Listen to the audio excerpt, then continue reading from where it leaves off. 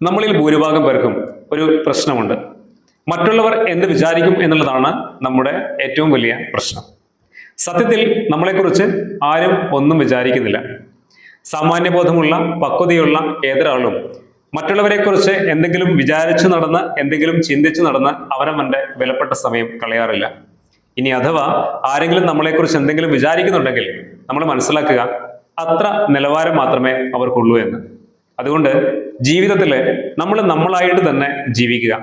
നമുക്ക് ശരിയെന്ന് തോന്നുന്ന കാര്യങ്ങൾ ജീവിതത്തിൽ പറയാനും ചെയ്യാനും ശ്രമിച്ചുകൊണ്ടേയിരിക്കുക. ആ മനോഭാവമായിരിക്കും നമ്മളെ ശരിക്കും ജീവിതത്തിൽ വിജയിപ്പിക്കുന്നതും നമ്മളെ സന്തോഷിപ്പിക്കുന്നതും. ഒരു കാര്യം കൂടി പറയാം, മറ്റുള്ളവർ എന്ത് വിചാരിച്ചാലും അത് നേരിട്ട് നമ്മുടെ ജീവിതത്തെ സ്വാധീനിക്കുന്ന കാര്യമേ അല്ല. അതുകൊണ്ട് ആ ചിന്താഗതികളൊക്കെ അവർക്ക് തന്നെ വിട്ടു നൽകുക. ആ ചിന്തകളുമായി അവർ കാട് കയറട്ടെ. നമുക്ക് നമ്മുടെ കാര്യങ്ങളുമായി മുന്നോട്ട് പോകാം.